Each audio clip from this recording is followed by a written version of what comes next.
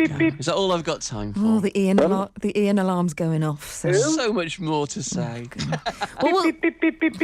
The thing is, he's in control now, so I can't actually turn him off, which is really annoying. I can turn you off. I know. Don't you dare. I've still got... Oh, no, I'm out of time. Phil, let me say goodbye to you. Thank you for the gardening phone in, Phil. I'll speak to you next week. We'll get to do a few more next week. We will. Thank you, Phil McCann. Your gardening expert, back 9 o'clock next Saturday. Don't expect me to start talking. Your show is still continuing. I am overrunning now. Outrageous. I still get paid the same for less work, though, don't I? Yeah. Oh, in that case, you carry on, my darling. Well, listen, I'm just going to say goodbye. It's been lovely. Thank you ever so much for your company this morning. Have yourself a smashing weekend. And I'll hand you over to Iain Lee now. Do you need to press the button? Press. On FM. All yours. Preview, Thank you, Molly. Digital radio and online. Your voice in the West Midlands. BBC WM 95.6. Oh, man. Here we go again. Flippin' heck. Thank you, Molly. Thank you, Phil. Honestly, you carry on as long as you want. I get paid the same dollar for doing less work. It works for me. Well, Mary Berry, is she hot? Kids crying on aeroplanes and men drawing willies around potholes. It's going to be a busy show. Before that, though, let's get the news. Here's Phil Churm. An earthquake with a magnitude of 7.9 has struck near the capital of Nepal, Kathmandu, causing extensive damage. Dozens of people have been taken to hospital and there are reports of fatalities and people trapped in buildings. Tremors were felt in India, Pakistan and Bangladesh. From Delhi, Sanjoy Majumdar. The epicentre of the earthquake is said to be some 50 miles northwest of Nepal's capital, Kathmandu. Strong tremors and aftershocks were felt as far away as the Indian capital, Delhi, and the eastern states of Bihar and West Bengal. Buildings shook as the tremors from the earthquake lasted over a minute, and residents in Nepal as well as northern India rushed out of their homes in panic. A number of buildings and temples have collapsed in Kathmandu, including a historic 9-storey tower dating back to the 19th century. The 100th anniversary of the Battle of Gallipoli will be marked at an event in Birmingham city centre today. It'll take place in Centenary Square and the Lord Mayor will be there for a wreath-laying service at the Hall of Memory. Dawn services have also been held to commemorate the event where 130,000 soldiers died during the First World War battle.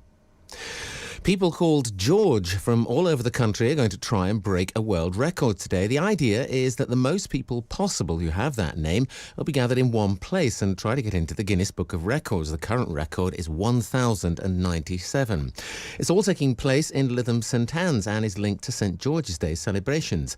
George, who's 10 years old and from Northfield, is taking part. He spoke to us along with his mum, Catherine. Well, my mum spotted it on Instagram and signed me up because she knows how much I love the book. And he's had the world record books for the last 5 years for Christmas. It's like a tradition that we have it at Christmas. So yeah, to be part of that is mega exciting, yeah. The American Olympic gold medalist Bruce Jenner, who appears in the reality television show Keeping Up with the Kardashians, has said that he's transgender. Jenner, who won the decathlon at the 1976 Montreal Games, told US television that, for all intents and purposes, I am a woman. Jenner spoke of wrestling with sexual identity since childhood and at the age of 65 was ready to do what he wanted. I hope I'm going to be okay. I feel like I'm going to be okay. 2015 is going to be quite a ride. Quite a ride. Your sport in the West Midlands On BBC WM 95.6. FA Cup finalists Aston Villa must now turn their thoughts to Premier League survival, starting with this evening's game at Manchester City. It's a 5:30 kick-off and there'll be commentary here on BBC WM 95.6. Our first commentary of the day is from 3 o'clock as Wolves face Wigan Athletic at the DW Stadium. Coverage starts at 2 as Kenny Jackett's side attempt to close the gap on the playoffs. And West Bromwich Albion entertain Liverpool, the team Villa beat to reach the FA Cup final last Sunday. There'll be commentary on BBC WM DAB in Birmingham from 3 o'clock. Looking at the weather now, some warm spells of sunshine today, but showers are likely later on, highs of 17 Celsius, 63 Fahrenheit. And this evening, that rain should clear overnight, but there could be some patchy frost in rural areas, lows of 2 Celsius, 36 Fahrenheit. That's your news and sport for the West Midlands. It's 4 minutes past 10. Saturdays with Iain Lee. Oh, yes. BBC WM 95.6. Well, Your voice in the West Midlands. of course, the story there that grabbed us all What was the big story that grabbed us all, guys? They're trying to get as many Georges in the same place. I mean, that's what happened, and it was good, you know, it was good. In fact, it was a relief. Yeah, exactly. How many Georges does it take to make a Harrison? I've got no idea. I've got no idea at all. Georges, all the Georges in the world are going to try and come together. Gosh. And that's pretty much all we've got in the news today. The news the last 2 weeks, they've just not bothered to do anything in the world. Nobody's doing anything. There ain't nothing in the... Well, there is some stuff in the papers, but, I mean... It's all... How can I put this politely? Pony. I mean, really. Bye, Molly Green.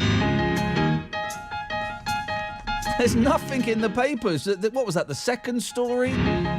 They're trying to get as many Georges together in one place? Here's the thing. You know world records, right? Unless it's someone running fast or someone lifting something, they're pointless, aren't they? They're pointless. I mean, world records are every year when they bring out a new Guinness Book of World Records, or whatever it's called now, you'll get some smart bod in management at the BBC will say, well, hang on, you do a radio show. Why don't you try and break a record on the radio? And the sound that goes off in my head when they say that is, well, it's this. Yeah. It's the alarm. You could try and break a record for breaking the most records on a radio. I don't think so. I tell you what hasn't happened this year that has happened every year I've worked in radio. Hey, it's the London Marathon coming up. You present a radio show. You should run it. I mean... Guys,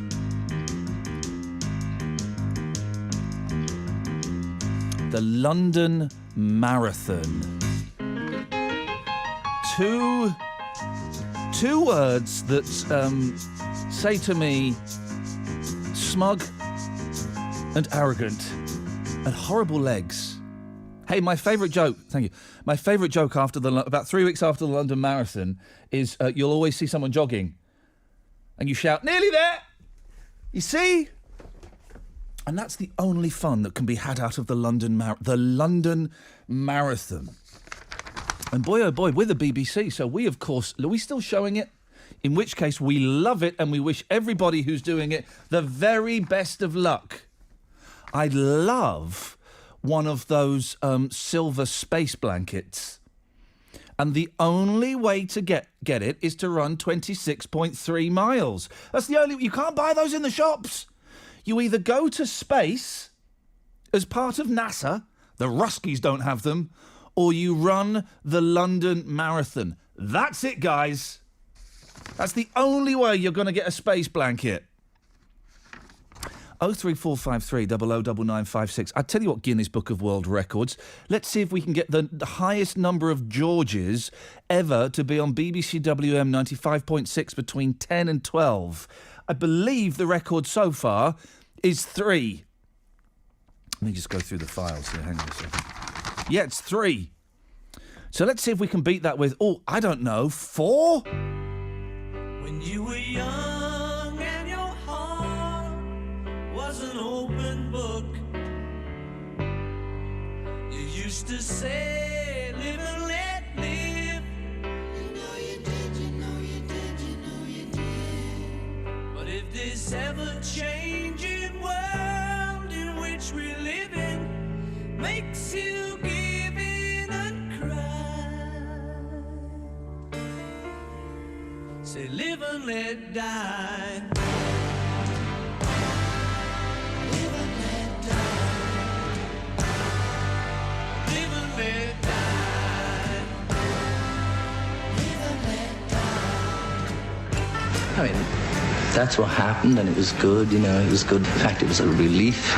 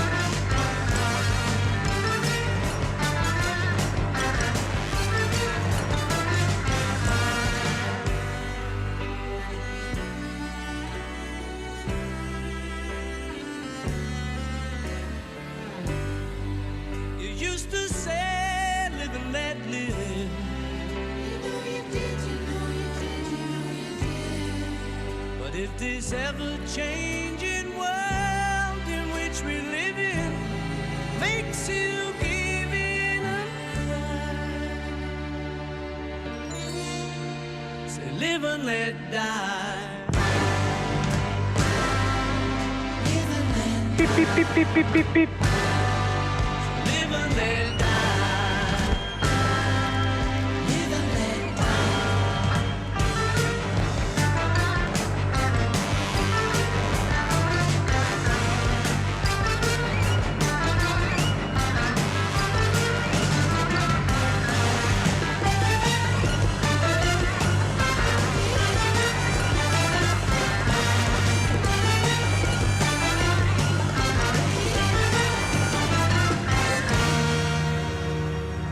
I think I have the power of voodoo, hoodoo, you do. I present another show on another radio station. We don't really talk about it, but over the past few months, I have mentioned people, and they have died. Right? And it's become a little bit weird. It's become a little bit creepy. Yesterday we were doing twins on yesterday's show, 2 till 4. Oh, you didn't know? We were talking about twins, and a text came in, and I forgot to read it. It was in front of me. It was about the twins from Everybody Loves Raymond. Programme I don't really know. All I know is I used to present a breakfast show on television. It was replaced by Everybody Loves Raymond. So therefore I hate it. And someone said, what about the twins from Everybody Loves Raymond? I forgot to read it out. I didn't really know who the twins were. It meant nothing to me. About an hour after the show, I was listening to the news. One of the twins from Everybody Loves Raymond has killed themselves. I don't want to bring a downer to the party, guys, but we are dealing with forces here that we can't even begin to comprehend. 03453 009956 is the telephone number. How happy are you guys? You happy? You feeling happy? Are you feeling happy? Are you happy? You're supposed to be feeling happy. What's that noise? Brits have been ranked happier than the Germans. Well, that's something. And are placed 21st out of 158 countries. In what? In what? Oh, the World Happiness Report. Were you asked? Did they ask you? Because, boy, oh boy, if they'd have asked me, I'd have brought that rating right down. How happy are you? You don't want to know. Really? Things at home suck. I'm tired. I'm bored. I hate my job. I hate my life. You want to know how happy? You want to know how happy I am, Kim? How happy are you? Not happy at all, Kim. I'm not happy either. Tell me why you're not happy, Kim. Because, you know, in your trailer... In what? What? How do you know about my trailer? Your trailer for your radio show. What, you mean the one parked out back? You're asking that woman questions. Oh, you mean the... yes, you the says advert. how many holes has she got in her body? And she says 6, and you haven't. You got 8. And it gets on my nerves every time. Hang on a second, Kim. This is too great a thing to... how... I mean, you said... Hello? Hello? Hello? Can you hear me? Hello? Hello? Can you hear me? I can hear you now. I can hear you. Yeah. This is great. Okay, right. Kim, can you wait there a sec? Hello? Hello? Hello, can you hear me now? Can you hear me now? Yes, I can. Then we're sorted. Stay there. Hopefully we'll be able to... again. No, I haven't. Right, okay. Kim? Yeah? You can hear me? I can hear you now, yeah. Okay. What are you doing that means the line keeps dropping off? I don't know, nothing. You're doing something. Kim, stay there. I have to go to the Trav. Yeah? I'm saying Trav, that's short for travel. Yes, I know that. Okay. And then can we talk on the backside of the travel? Yeah, we can. Excellent stuff indeed. Thank you very much. Your travel news in the West Midlands. BBC WM 95.6. Let's get the latest on the travel. Who is it, please? Who's on Trav? Hello? Oh, have you not set my studio up properly, Marky Muck? I'm here. Oh, I can hear you. Hello. Who is it? It's Lisanne. Hello, Lisanne. Thank you. It would be always handy to know before we go to it. Lisanne, it's not your fault. I'm giving a gentle rollicking to my producer. Fair enough. While you do that, I will tell you what's happening on our roads. Good news to start you with in Tipton. The Birmingham New Road southbound has reopened. Traffic's fully back to normal there following an earlier accident. It looks pretty steady on the cameras and sensors for us through there. If you're heading onto the motorways, they are all running fine at the moment, but do be cautious on the the M42, the emergency telephones aren't working in both directions between junctions 4 and 5, so not the best place to break down if you can avoid it. And if you're making your way through Northfield, I'm afraid Lockwood Road is still closed because of a police incident between Old Wine Road and Bellwood Road, but traffic still coping nicely for you. Now, if you're heading off for the afternoon kickoff for the matches taking place later today on the M6 northbound, if you're making your journey up at the moment, it's still looking fine. Just bear in mind there is that 50-mile-an-hour speed restriction, so if you're making the journey to Manchester, it's going to be a bit slower through there, but the rest of the motorway looking fine for you. If you can update us, call BBC WM 95.6 travel on 0330 123 3550. You seem to be talking a load of rubbish again today. What do you mean, again? Why don't you bring up some sensible All right. subjects? Let's go through some of the subjects and you tell me which ones aren't sensible, OK? Who's better, Paul McCartney or Mozart? Mozart. OK. Have you ever touched a beetle? Only in the garden. How many holes does your body have? 6. Can you name them all? Not on air, no. You must have more than 6. Ian Lee, Friday afternoons from 2. How long can you not blink for? You blinking? No. Did you blink then? I did then. And Saturday from 10. These are good topics, aren't they, Joan? Not really. What would you like to talk about, my love? Nothing. Thanks very much for calling. On BBC WM 95.6. What's your beef with that, Kim? She's got it wrong. You got 8 holes, not 6. Hang on a second. Well, OK, gosh. This must have been playing... This has been playing for about 6 weeks. I know, and it does my head in, because she's got it wrong. OK, so let's go through the holes. Let's tread delicately. You got 2 in your nose. Right, OK, so 1, 2. Your ears. 3, 4.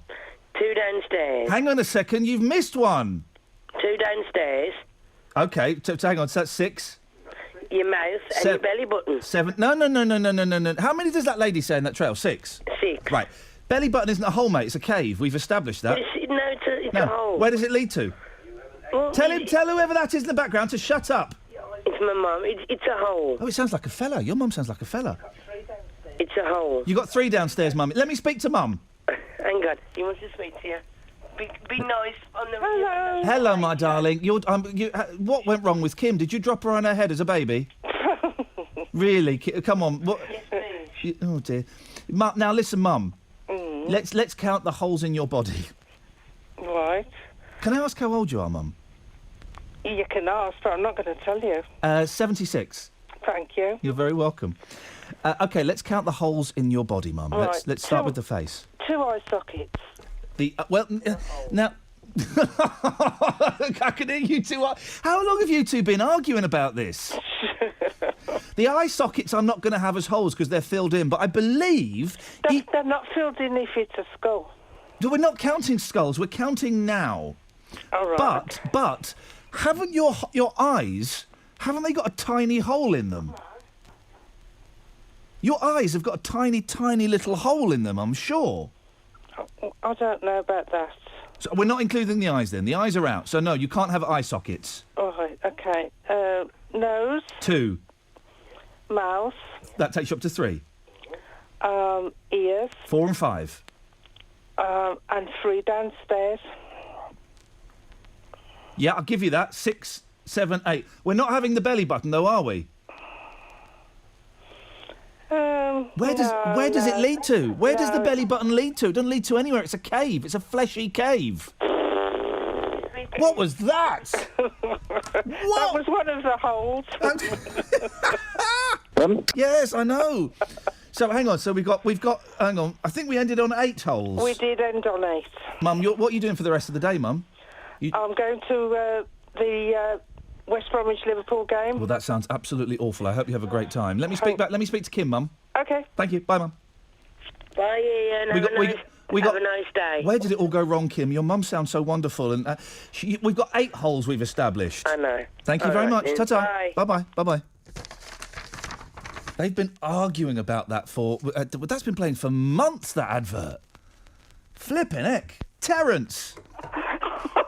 Nostrils. We counted the nostrils. Oh, I'm sorry. I wasn't really listening. Obviously, the number of holes is different for ladies and men. I'm not saying nothing. No, don't say nothing. What you got for us, Tez? You know, since yesterday, they've changed the bingo calling. Oh, now, this is the story you mentioned yesterday. It was in the papers earlier in the week. Yeah. Eyes down for a full line. Yeah. That loads of pensioners are doing cocaine in bingo halls. Yeah. 6 and 9, sniff a line. Oh, you've been working. He's got material, guys. He's come up with a routine. 9 and... number 10, sniff again. Yep. Number 11, I'm in heaven. Oh, sorry, it's too early in the... Let me see if I can think of some better ones just off the cuff. What rhymes I've with tried, rap? you can't, can you? Nothing rhymes. What rhymes with gram? Oh, gram, yeah. Gram. 1, 2, Forgot 3, 4, gram. 5, 6, 7, 8, 9, 10, 11, 12... Nothing. Ounce? If you're buying an ounce of cocaine, boy, oh boy, you've had a big win. Yeah. Now I don't know. Ounce? 63... 2 and 6 have a fix. Yeah, ladies and gentlemen. Hey, yeah, Terry. How about that? Terry, Yeah. you should. Your material, I think, is written by the same guys that wrote "Last of the Summer Wine" and the Queen's Christmas speech. Is that right? Oh no, I've never watched Last of the Summer Wine. Can't get into it. Terry, thank you very much indeed. You would think that old people would watch Last of the Summer Wine thinking it was, like the equivalent of, I don't know, the Die Hard movies. There's always an old guy going down a hill in a bath in that programme. So, happier than the Germans is the headline in The Sun. Let's persevere with this and see if this takes us absolutely anywhere. 03453 009956, by the way. Brits, I suppose if you have your ears pierced, that's holes. It's very confusing. Brits have been ranked happier than the Germans and are placed 21st out of 158 countries. But we lag behind the Irish, the Aussies, and top-rated Switzerland. It's all them Swiss bank accounts, innit? We rose one place in the latest World Happiness Report. Now, normally these things are surveys that are done by insurance companies or sock salesmen or aftershave companies. Who's done this? Oh, the United Nations. The bottom 5 states... I said bottom. Togo, Burundi, Syria, Benin, and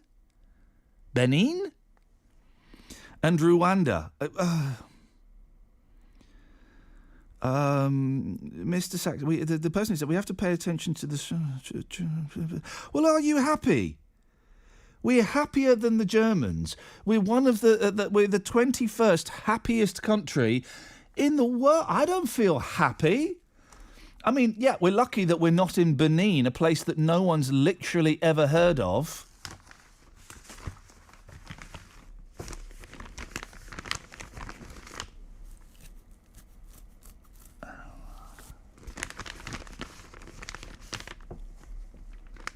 Trevor's on the line. Good morning, Trevor.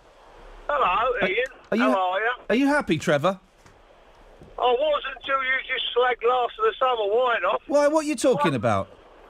Or was it you, or was it somebody else? I just got into the car as it was coming on. I've got literally no idea what on earth you're talking about. Somebody slagged Last of the Summer Wine off, said you've got to be old to watch it. It's rubbish. No, it ain't. What do you mean, no, it ain't? It's a terrible programme. It's brilliant how old men mess about like little kids, because it just shows, no matter how old you are, blokes never grow up. But yeah, but they don't do anything... Oh, hang on a second. Yes, I know you. Harold? Dirty old man. Harold, come and change the water in my bath, Harold. No, because you're a dirty old man. Harold, are you going out with that dolly bird tonight, Harold? Oh, yes. Are you going to bring her back so I can have a look at her, Harold? No, because you're a dirty old man. Thank you, Trevor. Oh. Oh, dearie me. Thank you, Trevor. He's wrong, though, of course. Nobody... I do think he sounds like, what's his name? Harry H. Corbett? Is that the fella's name? Is that the fella's name? I think it is. Nobody finds Last of the Summer Wine funny. It's not funny. It's just lazy. I mean, is it still going, Last of the Summer Wine? They all died, didn't they? So they had to replace them with other famous old people. Cleggy and Compo and Pom Pom. I think that's what they were called. Oh, I should do one of these. 03453 009956.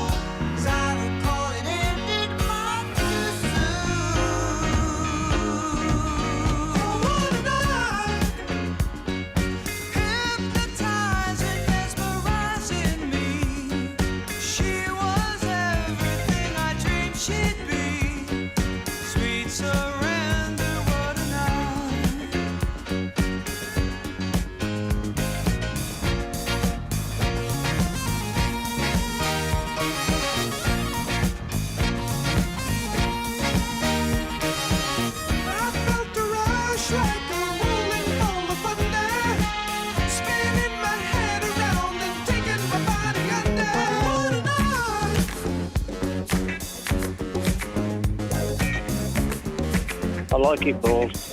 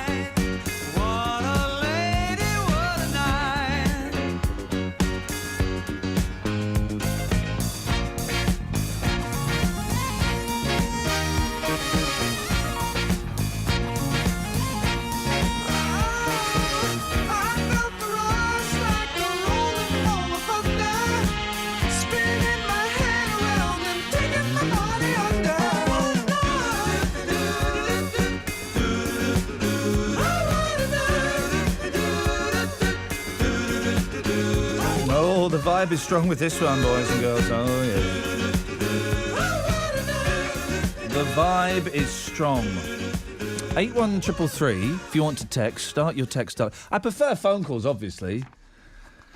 I prefer phone calls. I can understand why you might not want to call in, but guys, come on, you know. We're like a little gang here, aren't we? 03453 009956. Iain, can you tell us... I don't know. Iain, can you tell us what we're going to do with all the mobility scooters they're taking over? With all the mobility scooters, they're taking over. You've got to know the Green Cross code in supermarkets now, says Bob. Regular listeners will know I'm not a fan of the mobility scooter. I think in very extreme circumstances, yeah, they're okay. But when you see people driving them on the road, and let's be honest... a lot, not all, a lot of people that use the mobility scooters are just lazy. Best Bond theme ever is Live and Let Die, followed closely by The Spy Who Loved Me, said Jake. No, The Spy Who Loved Me is a terrible Bond theme. Okay, Live and Let Die is the best Bond theme. What would the second best Bond theme be? Goldfinger. That would be it, wouldn't it? Mark, can I get some water, please? I've got a little bit of a Froggington in my throat. Excuse me, it could be a short show, guys. Hope Daz is on standby. And Toby says, I'll be standing outside of bingo halls rather than schools to make a quick buck. Yeah, old people are doing drugs In bingo halls, apparently. Who'd have thought it? 0345. Thank you, Mark. There we go. This is what we need. Aha. What was their one? Living Daylights? No. Living Daylights was Duran Duran, wasn't it? Aha. 03453 009956 is the telephone number if you want to give us a call. There's someone who's not happy. Well, there are two stories in the Star. I don't normally get to read the Star in the week, which is a shame because I think it's Britain's best newspaper. And there are two really unpleasant stories of people who are most definitely not happy. This is a great headline. Imagine being able to say this sentence to someone. I carried my chopped off hand to docks. Oh, yeah, baby. Brave Gary, so lucky, so lucky. A dad who accidentally... as if he's going to do it deliberately. Some people do.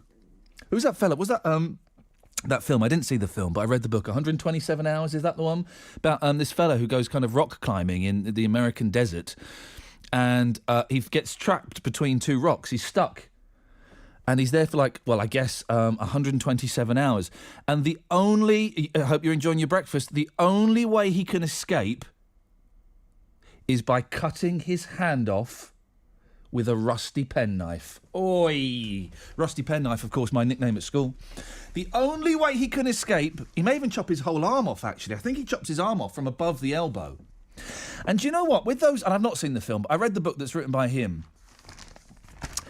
And normally with these stories of people that are, are in like the Chilean miners... Hey, do you remember are you there? Are you on OS5? Yeah.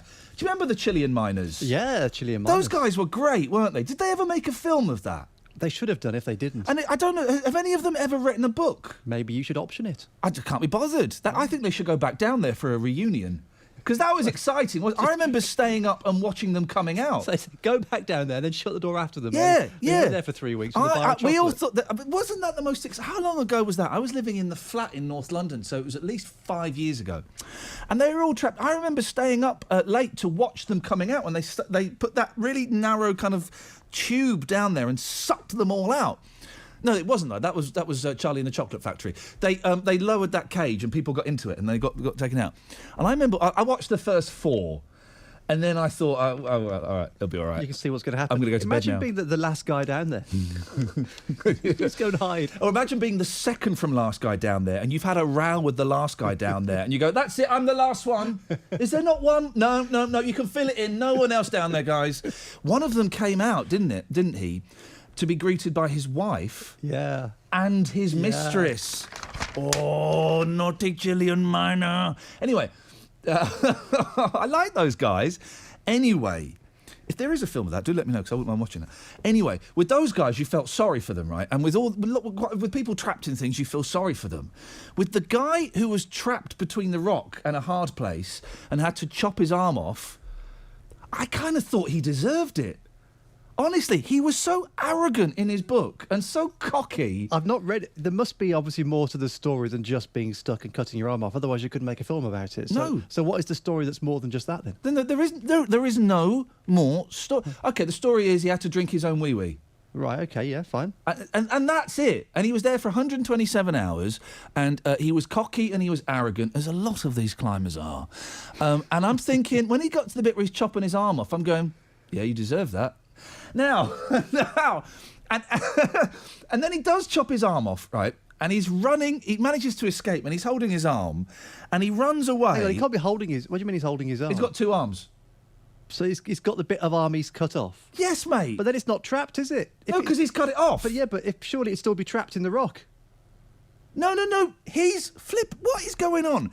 So he's fallen between 2 rocks. Yeah. And he's trapped. And he can't move because his arm's twisted. So he cuts his arm off. That means he's... Why did you think he was cutting his arm off? No, I thought his arm was kind of stuck in something and he couldn't remove it. I think once he'd moved, he could pull it out. I think. So then he escapes and he's running through the desert and then he sees some people. And he starts having a go. He starts telling them what to do. I just think, listen, mate, Who here has got all of their limbs actually attached to their body? We have. Not you, dude. We'll tell you what to do. Arrogant. Fair enough. Arrogant. 03453 009956. Arrogant. If you've seen the film or read the book, you know exactly what I mean. Anyway, this guy here isn't arrogant. Sorry. That was a tangent. This guy here. A dad who accidentally chopped off his hand with an electric cutter said, didn't hurt a bit. Oh, tough guy, huh? Tough guy. Gary Lincoln, 49, picked up... Isn't science amazing? Picked up the hand, and hours later, surgeons managed to sew it back on. Furniture restorer Gary... I don't know why I find this line so funny, but I do. I shouldn't. It's horrific. Furniture restorer... It's horrible. Furniture restorer Gary described the sensation of the accident as like intense pins and needles, and he was back working just 6 weeks later. Oh, look at the picture of Gary. He's one of those people, right? One of those men, and you see these men from time to time. And I'm always... There's a picture of his other arm, OK? Not the one he chopped off. His other arm. He's got no hair on his arm. He's got a smooth arm. And you see men sometimes, don't you? You're talking to them and you think there's something weird about, my God, there's no hair on their arms. Or you look at their leg and they've just got one of these bits, got their socks a bit too low and their trouser leg a bit too high. And they're hairless on their legs. Have you seen that, Miles? Yes, it's quite strange. It's weird, isn't it? What is that all about? God knows. Is it waxing beauty or is it? No, it's natural. It's naturalism. Crazy. It's disgusting. Yeah, maybe it's clothing. I've noticed wearing jeans does that to you. Does what to you, mate? It kind of slews your legs. It slews. No, it doesn't. I bought some new jeans in the week, right? I went 2 weeks ago. I went to the shop, and I said, "Listen, Mister," he was a trendy guy, he was a hipster, and I couldn't be bothered with his patter. And I went, "Listen, I'm a dad. I want some dad's jeans, but I don't want to look too Tony Blair." And he sorted me out. And I've bought these jeans. I'm a 34 waist, Miles, and these are a 34 waist, but they're really tight. So tight I have to have the top button undone. But I refuse to believe that I'm not a 34. Refuse to believe it, Miles. Well, I think when you get to size 40-inch waist, then you'll have to accept it. What have you got for us, Miles? What have you called in about? Well, I don't know now. We've gone through so many subjects. Just to let you know, Antonio Banderas has made a film about the Chilean miners called The 33. Thank you, Chuck, for letting me know about that. Well, I'm going to go and watch that when it comes out. Oh, yeah, I've heard that's going to be a really good film. Oh, I'm looking for... Well, did you hear it from just me now? No, my friend just literally ran in and told me. Oh, hi, friend. You called in about the arrogance of that fool who chopped his arm off. Yeah, because his friends were just around the corner, weren't they? Or his mum or something. His family were just around the corner. No. I swear he comes out of the crevice after he's chopped his arm off. He runs around, comes into the openness. No. And there's his family. No, No. You're thinking of, and this is another great book, you're thinking of the two lads that are somewhere in America and they go walking in the desert and they get lost. And they're lost for about 4 days and they've got no food or drink. Because they've gone out for a couple of hours. They've got no food or drink, right? And they're lost. And they're dying. They are dying. And one of them apparently says to the other, I can't do this anymore. I can't do it. You've got to kill me. And the other one goes, what, you want me to kill you? You've got to kill me. All right, then. And so one of them kills the other one. And then, like, literally 20 minutes later, they get found. And they were just around the corner from, like, their mum and dad and stuff.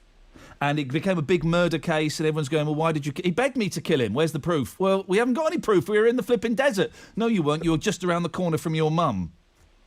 The 127 hours guy, his mum wasn't anywhere near him. But thanks for calling. All right, thank you very much. Here we go. I don't know if... the last 20 minutes of this has been very odd. 03453 009956. Gary was using the cutter when his sleeve caught in it and the machine almost completely severed it. Well, you know what the phone is, don't you? What parts of your body haven't you got anymore? 03453 00 9956. What parts of your body don't you have anymore? Can we make a complete body out of your lost body parts? The machine severed his left hand. He pushed the hand into his jacket sleeve before being taken to hospital. I didn't feel any pain, he says, although there was a lot of blood. It was like hundreds and thousands of tiny electric shocks that didn't hurt, like very intense pins and needles. When he describes it like that, it sounds quite pleasant. I like pins and needles. This ain't no disco. It ain't no country club either. This is LA. All I wanna do is have a little fun before I die. Sits a man next to me out of nowhere. It's apropos of nothing. He says his name is William. I'm sure he's Bill or Billy or Mac or Buddy. And he's plain ugly to me. And I wonder if he's ever had a day of fun in his whole life. Now we are drinking beer at noon on Tuesday. At a bar that faces a giant car wash. The good people of the world are washing their cars on their lunch break, hosing and scrubbing as best they can in skirts and suits. They drive their shiny Datsuns or Buicks back to the phone company, the record store too. Well, then nothing like Billy and me, 'cause all I wanna do is have some fun. I got a feeling I'm not the only one. All I wanna do is have some fun. I got a feeling I'm not the only one. All I wanna do is have some fun until the sun comes up over Santa Monica Boulevard.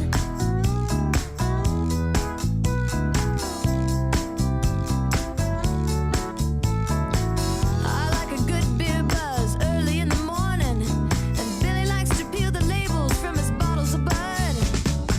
He shreds them on the bar, then he lights every match in an oversized pack, letting each one burn down to his thick fingers before blowing and cushing them out.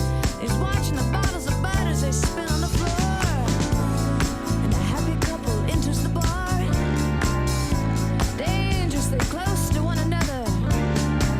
The bartender looks up from his one ads, but all I wanna do is have some fun.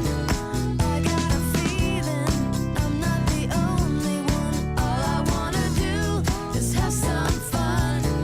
I got a feeling I'm not the only one. All I wanna do is have some fun until the sun comes up over Santa Monica Boulevard.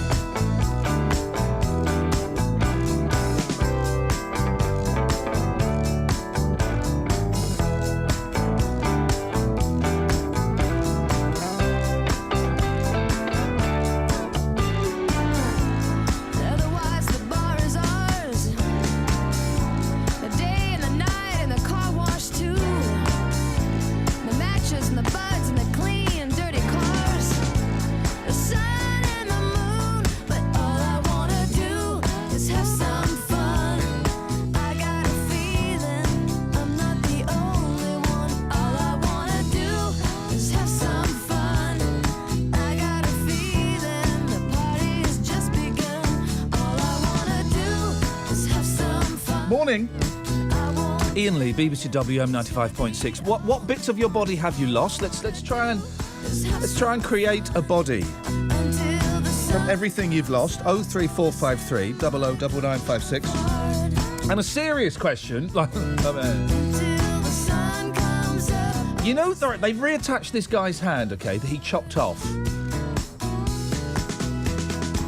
How do they actually do that? I mean, and does it work properly? Will it be like a fully functioning, 100% proper normal hand? He's going to have an awesome scar. By the way, awesome scars, call me now. 03453 009956. If you've got awesome scars, we'll have those as well.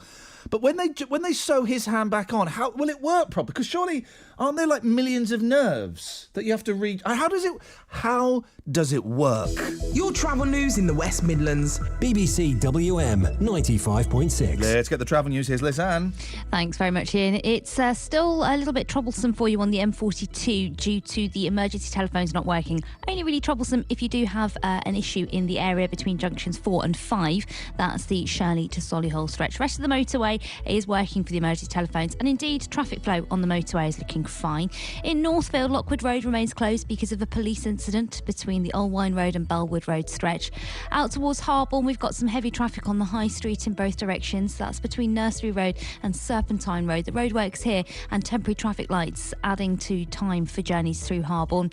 And over in Tamworth, we're hearing reports of an accident on Chesterton Way. That's around Stevenson Road, so do approach with care. If you can update us, call BBC WM 95.6 travel on 0330 123 3550. The general election on the BBC. As May the 7th approaches, we're cutting through the jargon To understand what the policies really mean for us here in the West Midlands. We're asking the questions you want answered. And delving deeper into the issues where we live. Election Night 2015. On election night, BBC WM will be live across the West Midlands, reporting from every count. Bringing you election results as they happen. Election 2015. Thursday, the 7th of May on BBC WM 95.6. I was going to say something then, and my mind went completely blank. Do you ever get that, Maggie? You get it all the time. Morning. Yeah, do you ever get that, Maggie? No. Oh, yeah, that was it. So Lizanne was saying that the emergency phones on a stretch of the motorway are broken, and kind of the whole nation goes, they still have emergency phones on the side of motorways? Has anybody ever used those phones since 1998? I doubt it. Who's on the end of the phone? I just imagine there's one old man that's been employed by the AA since 1954. And if the phone rings, he jumps out of his seat, wakes up and goes, I can't believe it. Great, Maggie. OK, flip it. So you're hard work on a Saturday morning. I might have to ban you on a Saturday morning, Maggie. Okay. Because of that. Because the fact you're hung over. No. But dude, you are, and you're. I haven't had a hangover for 10.5 years. Last time I had a drink, September the 26th, 11 years ago, whatever that, 2004, right? Okay. So I've not had a hangover since then, but I'm feeling absolutely awful when I speak to you on a Saturday morning. Okay. Well, don't. Oh, now I feel like I've told you off. Don't cry or anything. You've lost a part of your body, and do you know what? I think we can include your eyesight as well, Maggie. Well, it was part of the accident. When I was working in a place, and then there was a Polish guy. And Blooming Poles coming over here, stealing our sight, yes. We were walking on we had to work on the roller track, and it pressed the wrong button, and my foot got stuck in the roller, sort of clamped up, and the front of my foot with the boots, they got stuck. And then there was a pin, and he got stuck in my leg.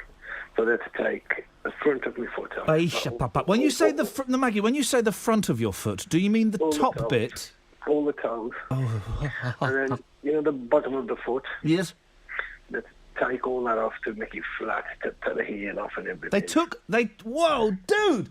They took your heel off! Hang on, I'm going to tell you some more. And then they had to take all my ligaments, tendons, so from the knee all the way down, from the top of the foot.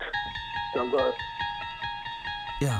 I've got a scar all the way down the leg. Yeah. From the knee all the way down. Yeah. I've got no bottom of the foot. And I've got no toes. Oish.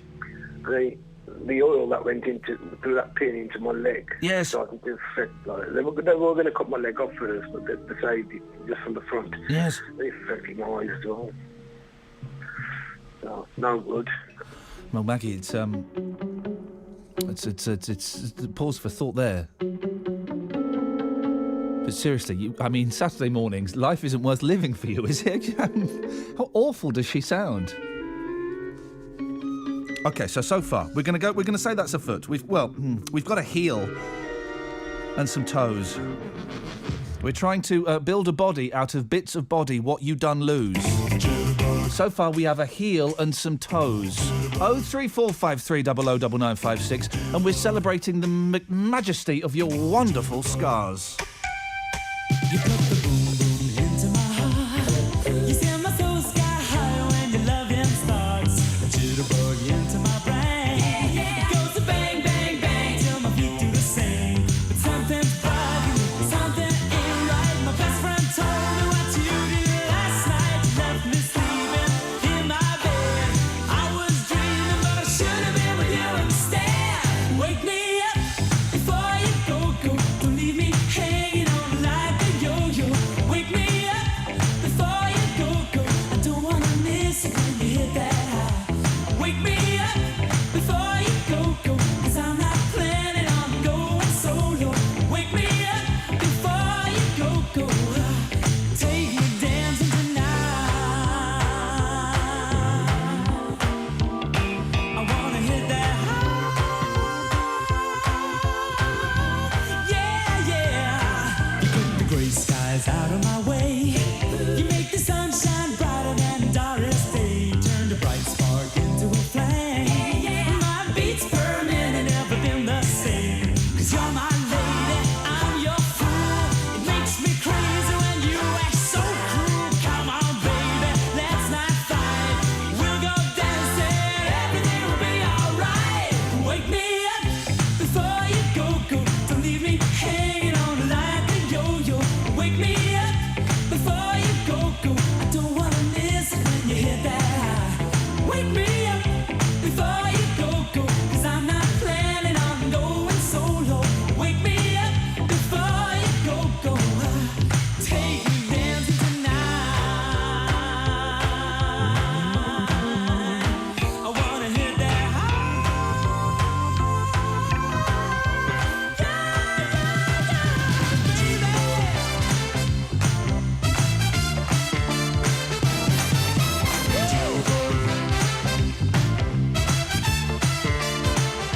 Cutting up, baby, moving tight. We'll go dancing tomorrow night. It's cold out there, but it's warm in bed. They can dance, we'll stay home instead.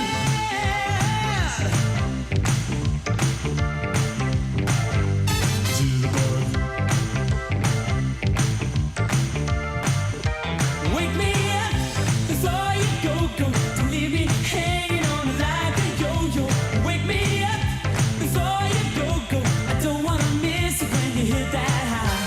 Wake me up before you go. 'Cause I'm not planning on going solo. Wake me up before you go. Take me dancing tonight. Wake me up before you go. 03453009956.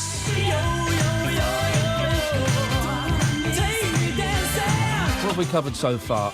Chilean miners, losing bits of your body, arrogant rock climbers, the arrogance of the marathon runner. Probably more stuff as well. Nick's on the line. Good morning, Nick. Hello, Ian. Nick, what you got for us, fella? Just before we start, you're the best bloke on the radio by far. You're very, very kind, boss. Thank you. I'm not there. I know at least two people that are much, much better than me, but you're very kind. Thank you. No. Anyway, yes. Without your heel, you won't be able to stand up. Sorry? Your heel. If you've got no heels on your feet, Yes. you'll fall over. No, that's not true.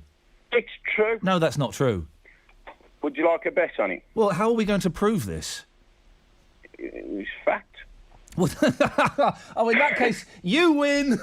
You said it was. You called it fact first, Nick. But no, It's that's a medical fact. No, it's if you haven't got heels, you'll fall over. No, mate, it's you not- can't walk and No. you'll fall over. No, that's not. That's simply not. Well, how does Maggie walk then? She's got no heel. She can't. Well, she can. She can't. She's lying. Well, hang on a second. Stay there. Hang on a minute. Let me just get Maggie. I've got a special shoe. I've got a special shoe. Could you, Maggie, if you were to... Yeah, there you go. She's got a special shoe. Maggie, if you were to walk barefoot, imagine Maggie. We She'd fall over. No, hang on a second, Maggie. Right, Maggie. You and I, we meet in a bar, we get talking, we find out we like each other, and I go back to your house, and we have a wonderful night of passion that I will never forget, and thank you for that. In the middle of the night, you need to get up and have a pee, right? Yeah. You're not going to bother putting on your special shoe just to go for a wee-wee, are you, Maggie? You're going to walk barefoot. Can you walk from the bed? Walk on the side of your foot, but it's very dangerous. What do you mean it's dangerous? No, shut up, Nick. What do you mean? If you one foot's normal and you put your weight on the one side, yeah. The physio shows you. But I've got a special shoe for my right foot. No. What about those people, Nick, that are flat-footed, that are born, and there are many people amongst us now that are born without the heel? Yeah, you can't walk. You have to have a special shoe. So you're telling me that flat-footed... Maggie's just told you need a special shoe. I don't... Hello. Yes. If you put a normal shoe on, you can't walk without a heel. Yes. They make you a special shoe, and it's got two little... Will you stop? Are you sponsored by Special Shoes, you two? Will you stop banging on about special... Other special body parts are available. It's got metal metal things on. I'll give you a metal thing in a minute. But what about the people... I'm not buying this... Well, what does a heel do that's so special? It's your balance. It's not your balance, that's your tail. Oh, no, hang on, that's cats. It's your balance. It's not... Heels don't balance you. It's toes. Well, they keep you upright. No. You know your big toe. If you lose your big toe and your foot, it's very hard to... That balances you more than anything else. Exactly. Yeah. I buy the big toe. The big toe thing, I know that's a fact. You lose your big toe, you are in... It's like being on the Titanic. You know, you're all over the shop. All over the shopping. But the all over the shopping indeed. But the thing about the heel, guys, I am not. Why do you know that, Nick? Were you a chiropodist or something? I've come across it somewhere. No, I'm not having it, gentlemen. I'm not having that. I'm not having that. That is not. Don't phone me up and. That's what I like to call an old school prank call. That's not true. You can't walk without heels. If only there was some way to recreate that experience. They made, about 2 years ago, they made, what did they call it? Did they call it a Parkinson suit? I think it was just an old person suit. They made an old person suit, right? And bless them, I think it was Age Concern, who are a wonderful organisation and do a lot of good work, apart from this, if indeed it was them, right? And so what it was a suit that was weighed down... And it had kind of gloves on, so you couldn't feel properly. And you'd go and wear it, and it simulated what it was like to be old. So you'd be slower. You'd be stooped. There'd be a weight on your back, so you'd be stooped, and your fingers were a bit numb. And it simulated what it was like. Oh no! Come on, guys. Really? The things I like are those sumo suits. Like the big sumo suits, the big inflatable sumo suits, to experience exactly what it's like to be a big fat Japanese man. Ever been to see the sumo? The sumo's brilliant. I love Japan. Best country in the world. And when we was there, we went to see proper sumo wrestling it wasn't the Budokan. Was it the Budokan? No, that was Cheap Trick. It was it was at some Japanese sporting rotunda. And it was brilliant. It starts off, it goes on all day, and we had little headphones so we could hear the English commentary. And it starts off with the skinny ones. It starts off with the kids. So you get like little 12-year-old skinny kids in a bit of sumo. And then as the day goes on, by the end of the day, you got the big fat sumo, you know, the proper sumo dudes that you're used to. Oh, enough exciting. It's really exciting. And the fights, I mean, they can go on for ages. Love a bit of sumo me. Oh, love a bit of sumo me. 03453 009956 is the telephone number. Can someone call me up during the news, which is coming next, and tell me who Kyle Jenner is? Don't know who Kyle Jenner is. There is a trend to try and make yourselves look like Kyle Jenner. And before I opt in or out, I kind of need to know who Kyle Jenner is. 03453 009956. You can text. I've got some texts as well. I'll do in a bit. 81333. Start your text. WM. On FM. Freeview, digital radio, and online. Your voice in the West Midlands. BBC WM 95.6.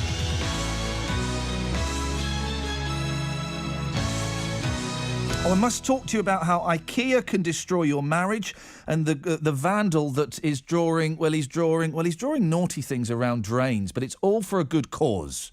Before that, though, let's get the news. Here's Phil Churm. A powerful earthquake has hit western Nepal with reports of extensive damage. The quake, with a magnitude of 7.9, struck between the capital Kathmandu and the city of Pokhara. Buildings have collapsed and the authorities say at least 114 people have died. Dozens of injured people have been taken to the main hospital in Kathmandu. Miranda Rejal is Nepal's information minister. We are at the beginning stage of collecting the information. Thank God the phones are working. Thank God 3G is working. In the capital, I do not know how the situation is in Gorkha and Lamjung, but I gather a lot of people are contacting their families, friends in those areas. But based upon the accounts that we have received from individuals, the damage is massive. An event is just beginning in Birmingham city centre to mark the 100th anniversary of the Battle of Gallipoli. It's taking place in Centenary Square, and the Lord Mayor is there for a wreath-laying service at the Hall of Memory. More than 130,000 people lost their lives in the battle. Ceremonies have also been taking place across Australia, New Zealand and Turkey. New Zealand's Prime Minister John Key paid tribute to those who died. There was something else the Anzac troops landing here at Gallipoli did not know as they first struggled onto this foreign soil. It was that their bravery and unity would help to forge the Anzac bond and reputation that endures to this day. I salute that. A former soldier who's 73 is due in court this morning, charged over the death of a man in Northern Ireland in 1974. John Cunningham, who was unarmed and had learning difficulties, was shot dead in County Armagh as he ran from an army patrol. Professor Brian Cox thinks the closure of the Black Country UTC isn't down to a lack of interest. The Bloxwich campus of the Technical College will be closing in the summer after they blamed a fall in students. But speaking at a new advanced manufacturing and engineering centre at Dudley College, Professor Brian Cox told BBC WM there needs to be more government funding for these industries. Is it a lack of interest, or is it a lack of funding? Is it a lack of ambition on behalf of the political class who ultimately fund these things? I don't know what the specifics are, but it seems to me that the demand is here. David Cameron has blamed what he called brain fade for saying his favourite football team was West Ham, when it is in fact Aston Villa. In a speech in London where he was outlining his 2020 vision for black and ethnic minority communities, he said Britain was a country where you can support Man United, the Windies and Team GB, but added, of course, I'd rather you supported West Ham. He later clarified his comments and insisted he is a Villa fan. Your sport in the West Midlands on BBC WM 95.6. FA Cup finalists Aston Villa must now turn their thoughts to Premier League survival, starting with this evening's game at Man City. It's a 5:30 kick-off and there'll be commentary here on BBC WM 95.6. Our first commentary of the day is from 3 o'clock as Wolves face Wigan Athletic at the DW Stadium. Coverage starts at 2. And West Bromwich Albion entertain Liverpool, the team Villa beat to reach the FA Cup final last Sunday. There'll be commentary on BBC WM DAB in Birmingham from 3 o'clock. And taking a look at the weather, some warm spells of sunshine today, but showers are likely later on. Highs of 17 Celsius, 63 Fahrenheit. And this evening, the rain should clear away, but there could be some patchy frost overnight. Lows of 2 Celsius, 36 Fahrenheit. That's your news and sport for the West Midlands. It's 3 minutes past 11. Saturdays with Iain Lee on BBC WM 95.6. Your voice in the West Midlands. That was loud. No wonder I got tinnitus. Oh, I got tinnitus and I'm going deaf. I'm going deaf, right? And I tried to tell some friends, basically, if there's kind of a hubbub going on, right? And you're sat really close to me, I can't hear what you're saying. The hubbub just drowns everything out. It all goes into one. I have to lip read. This is true. And I was telling some friends of this once at a party. I was saying, I'm really struggling to hear what you're saying because of this hubbub. It cancels out what you're saying. They just laughed at me. You can't laugh at someone who's going deaf. I'm going deaf because I play this really loud. So we are making a body out of bits that you've lost. So far we've got a heel and some toes. And Carl says, the pancreas, tail, head, what? No bile ducts, no gallbladder. Oh, blimey. Carl, we can make an entire man out of you. Well, we've talked about the arrogance of the marathon. All of those people. It's Kylie Jenner. Kylie Jenner. Who the heck is Kylie Jenner? Is she like Kim Kardashian, a woman who... I don't understand what a Kim Kardashian is. She's just a woman with a big bum, right? I say just, you know, I mean...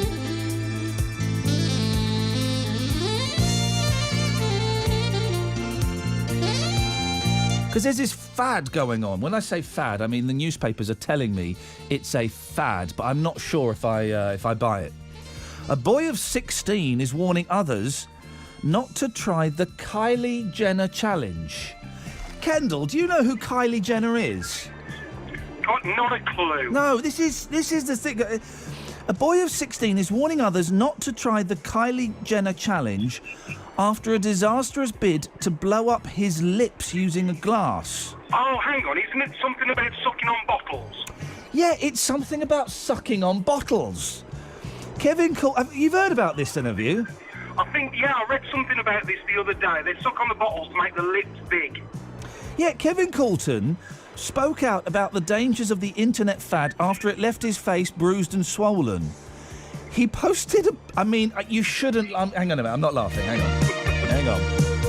OK, I'm not laughing. No, hang on, a bit more, hang on. Right. He posted a picture of himself on Facebook with the message, "Don't suck into a glass." And his face, bless him, is all bruised and swollen. The painful craze has seen young people filming themselves sucking the air out of a glass, creating a vacuum. Oh, it's like those pumps, isn't it? You know those pumps you can get to create a vacuum and make bits of your body bigger? Sorry? You know what I'm talking about? I'm assuming you're speaking from experience. I read a book about it once. I saw my friend lent me a documentary. Until their pout puffs up. Kevin, a pupil at Cardinal Langley School in Middleton, it's in Manchester, is the latest victim of the trend and was in agony. He said, "Everyone in school is doing it. It hurts and the bruising takes ages to go." You utter plum. You utter plum. Why would anyone do... We've all done that thing where we've not all, but from time to time we've had a few beers and we've sucked on a pint glass and we've created a vacuum and we thought, oh, this don't feel safe, I'm going to stop. Yeah. Silly plum. Silly plum. Kendall, what have you got for us? Right, your feet. Yep. No heels. Yes. Try walking on your balls. I beg your pardon? The balls of your feet. Oh, thank goodness for that. For a second. Do you want me to do it now? Yeah. Right, I'm walking on the balls of my feet, yes. Are you using your heels? No. There you go. Oh, you see, Kendall? You're like Dr. Heinz Wolf. You're a genius. You don't need heels, do you? No. I mean, they're a nice... Aren't feet the most unattractive parts of the body? That's why God put them all the way down at the end of your legs. Kendall, thank you very much indeed. This nonsense. Listen, this is how it's like that. You get those internet rumours, don't you, that someone's died? Do you remember about 10 years ago? Probably before Twitter, I think. I was getting texts saying, "Oh, about Paul Weller. Paul Weller's died in a car crash. Paul Weller died he crashed his Mini." It's a big thing. And then Paul Weller had to come out and go, "No, I'm all right. I'm still doing rubbish mod tunes." Paul McCartney died in, I think, 1966. He died in a car crash and was replaced by a Scottish actor. Well, this show is not going to be the start of the rumour that you don't need your heels. Heels, I mean... No, hang on. That you do need... Oh, for goodness sake, forget it. Can Daz start early this morning?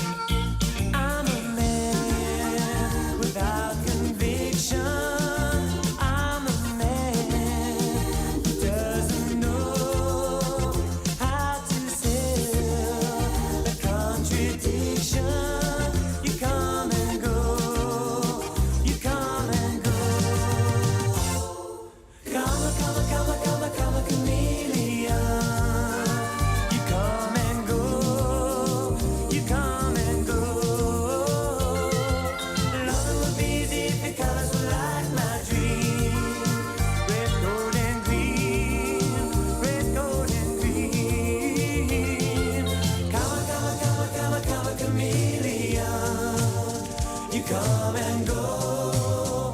You come and go. Loving would be easy if your colours were like my dreams. I do like a bit of Karma Chameleon. I mean,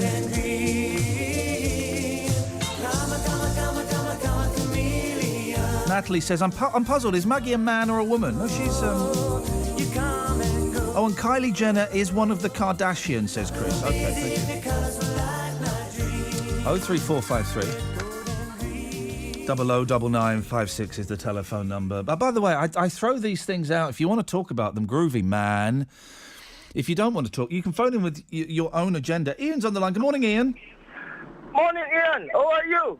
I'm all right, thanks, boss. What you got? You know the buckle? Yeah? Yeah. It's wonderful. I tried. Okay, thank you, Ian. 03453 0099. I'm not buying that one. I'm not buying that one for $1. No, I'm not buying that one for $1. Thank you, Ian. Where are we now? Let's have a little look in the... Oh, yeah, look at this story in the... Yeah, when you buy stuff from IKEA. Is IKEA still going?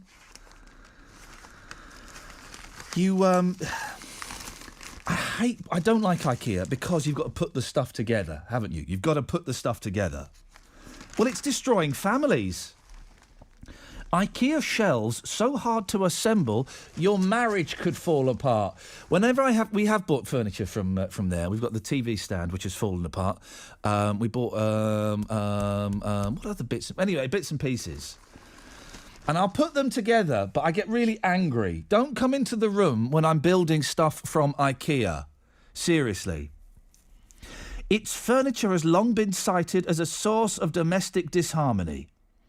That's not just because trying to agree what you want to buy from IKEA is likely to provoke it says martial spat. I guess it means marital. For as many couples will confirm, when you get home and try to assemble the flat packs, it could be your relationship that is in danger of falling apart. You buy those things and you end up arguing with each other. I'll give you more in a second. Your travel news in the West Midlands. BBC WM 95.6. Let's get the travel news. Here's Liz-Anne. Thank you, Ian. Well, if you're heading out at the moment, the M6 around junction 3 to 3A has queues because of an accident closing a lane. Lane 1 of that 3-lane stretch is closed, so it's causing congestion for you. M42, emergency phones still out of action between junctions 4 and 5 in both directions, so you'll be struggling if you do have any incidents or problems in that stretch of the motorway. The High Street in Harborne, very heavy for traffic at the moment between Nursery Road and Serpentine Road. The roadworks and temporary traffic lights causing queues and delays through there. Northfields Lockwood Road still closed following a police incident between Old Wine Road and Bellwood Road. In Kings Norton, it's very heavy for traffic today on Pershaw Road. Congestion around the A4040, the ring road there, the Watford Road stretch. Very, very busy, and we're not exactly sure why. It could be the local recycling and tip there, but as I say, just very heavy for traffic. And in Tamworth, Chesterton Way, reports still coming in of an accident near Stevenston Road, so watch out if you're making your journey through there. If you can update us, call BBC WM 95.6 Travel on 0330 123 3550. Ever wondered what it takes to be a sports reporter? Well, the BBC's Kick-Off trainee scheme can give you that chance. You could be joining our local sports teams working 2 days a week over an 8-week summer placement. You'll record reports and interviews, dig out stories and write for our sports website. He might have a go himself and he scores! There are places all over the country, but competition will be fierce. Find all the details plus our terms and conditions at bbc.co.uk/kickoff. And final whistle for all applications is Tuesday the 5th of May. The BBC's Kick-Off Sports Trainee Scheme. If you want to work in sports broadcasting, there's all to play for. Now, after years of IKEA being parodied for the complexity of its instructions, I don't think the instructions are complex. I think they're too simple. You suddenly go from one bit, and there's a picture of one bit, and then there's a picture of it kind of half done, and you go, well, what happened there? And units that can take hours to put together properly, one item from its catalogue has been singled out as a major threat to a happy marriage. Oh, here we go. We've had an email about this as well. Best thing about IKEA is the delicatessen. Worst thing is the stupid name they give to all their items of furniture. And here's proof, if proof need be. The Leotorp. Oh, jeez. The Leotorp wall unit is such a nightmare to assemble that a leading psychologist has branded it the divorce maker. Do you get stuff from IKEA, Ranj? No, I've never been, mate. You know, they do good stuff. Fair play, they do good stuff, but it's a flipping... It's hard work to build. And then this Leotorp, the £825 Leotorp, has a 32-page instruction manual, 9 feet wide, 7 foot high. Oh, my God. It's got 169 screws. Oh, dear. You know, it's a man thing. We never look at the instructions, do we? I don't look at the instructions for electronicals. For building stuff, I do. The professor who's looked at this, because, of course, we found a cure for cancer, so he doesn't need to do anything important, says the Leotorp is the ultimate relationship test. If you fail it, you split up. You pass it, you'll be together for years. It's kind of the modern equivalent of, well, it's not actually. I was going to say King Arthur and the sword in the stone, but that was a little bit selfish. No, I don't really understand these people that go around on a Sunday morning, walking around shopping centres, just looking at stuff. I'm old enough, Ranjit, and I know you are by a good 20 years on me, to remember when Sundays were special. Well, we used to be market traders years ago. We used to do Sunday markets, yeah? And what people used to do was just walk around just for the sake of it. Yeah. Let's go and look at the market. Last week, I went to grocery shopping for the first time in about 8 years. You haven't had any groceries in 8 years? No, the wife goes and gets them. Yeah, good girl. That's right. Yeah. You go and get... Oi, love, go and get that while you're out. Get me some fags as well. Right, so I went for the first time after about 8 years. Yeah, you've not been grocery shopping for 8 years, Ranjit. No, I haven't, no. Everything I thought about you is true. No, the only thing I go shopping for is the beer. And there's a nice off-licence by my shop. So I just get my beer, and that's fine. And everything else, the wife goes and gets. She even goes and gets my pants. Oh, flipping it, Ranjit. You know, she tries to get me these funny pants, and I just like boxer shorts. Yes. Yeah. Well, but I'm really getting a little bit too much about your genitals. Today? Man, do you know what? I'm really tired. The show's been... I think you've had a great show today. It's been a good show today. Ranjit, are you sucking up to me because I've given you a hard time recently? I hope so. I hope so. This is the equivalent. This is the radio equivalent, Ranj, of you crawling up my driveway with a rose between your teeth and not looking at me in the eye and offering me what does the witch give in the Lion, the Witch and the Wardrobe? Turkish delight. Yeah. You're just going to remember, man, that the rose sticks have thorns on them. Tough guy. And do you remember, like, you know, when I've got a rose between my teeth, Between your cheeks. I might have a cloak and dagger. You're just going to be careful with me. But Ranj, I'm going to be careful with you, mate. I can see your ambushes coming a mile off. Thanks for calling, Ranj. It's going to Phil. Morning, Phil. Hello. How are you, Ian? Phil, do you know what? I'm all right. I'm peckish. I'm tired. I'm a little bit lonely. If being completely honest, I don't know how honest you want me to go, Phil. Well, listen, you obviously need some wine and some cheese then, don't you? Oh, I don't know about wine. I couldn't drink wine. There's not enough wine in the world to satiate my desire. But a bit of cheese would go down a right treat. Oh, very nice. Bit of cheese and quince jelly. Yes, please. Yes. Love it. What you got for us, Phil? You were on about people who've had problems. I had my fingers off in 1980. Hey, we're trying to build a body out of your missing body parts. So far, all we've got is a heel, some toes, and a pancreas. Your 2 fingers. What happened? I was working in the meat trade and had them off on a bandsaw. On a what? On a bandsaw. Is that the thing that you push it forward and you slice the meat? That's the one. Aye, Phil. I had both of them off. Which fingers have you lost? I lost my index. I've got them back. They stitched them back on, but I had my index finger and the next finger. So, Peter Pointer? Yes. And the bird, the one in the middle? Yes. So you couldn't flick the V's? No. She knows you well, doesn't she? Yes. I've got to ask, Phil, how much did it hurt? Honestly? Yeah. Didn't even feel a thing. Shut up, tough guy. No. Come on. You think you're Grant Mitchell or something? Tough guy? No. Ian, it was that quick, you don't feel a thing.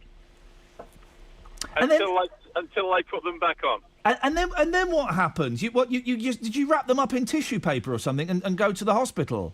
now. I actually put them in a plastic bag, put them in ice, rang for an ambulance, and then sat in the operating theatre for about 3.5 hours while they put them back on. Oh, I don't know why I'm laughing, because it's it's flipping horror. Were you awake when they sewed it back on? Yes, I was. You watched all of that happen, did you? Yes, I did. Man alive, that must have been weird. It was, but believe me, it's something that I just needed to do. Jeez. And do they work? Do they work normally now? They're proper fingers. You can do everything. You can swear and everything. I can use them, Ian, but I've got really no feeling to them. I can basically run them under boiling hot water. There's no nerves in the end of them. Wow. That's a good party trick, though. You can shove forks into them. Yeah. Do you never do that? No, I haven't. But I'll tell you what, for you, I'll try it. Mate, next time you're out with some kids, I don't know what your family situation, but if you've got like grandkids or kids or nephews and nieces, and they're being noisy at the table, say, right, kids, if you do that again, I'm going to do this to you. You get a fork, you slam it into your fingers. Yeah. Phil, thank you very much for that. Ranjit, are you still there? Yes. Why? Listen, you need to get your regulars back, mate. The regulars, they can come back. What's happened to Millie? I'm missing her. I've got no idea. She's not, she's welcome to call back. She's definitely going to call you because she loves you. Because she's lying in bed next to you, Ranj, and you're going to give her the phone. Down, ta-ta, fella, ta-ta. 03453 009956. You know it. You know it. What I feel, I can't say. My love is there for you anytime of day. It's all love that you need, and I'll try my best to make everything succeed. Tell me what is my life without your love? Tell me who am I without you by my side? I know I can do if I give my love out to everyone like you. It's all love that you need, and I'll try my best to make everything succeed. Tell me what is my life without your love? Tell me who am I without you by my side? Tell me what is my life without your love? Tell me who am I without you by my side?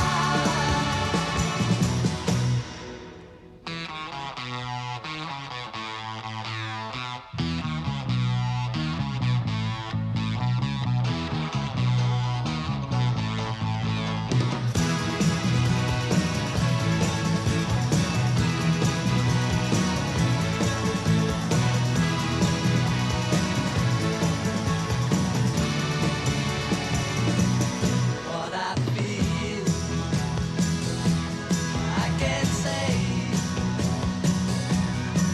My love is there for you anytime of day. It's all love that you need,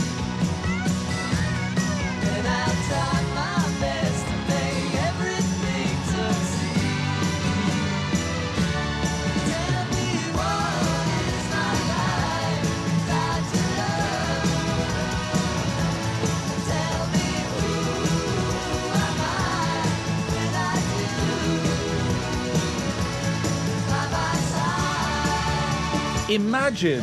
Thank you, Marky Mark, for highlighting what was it? Imagine being awake for an operation.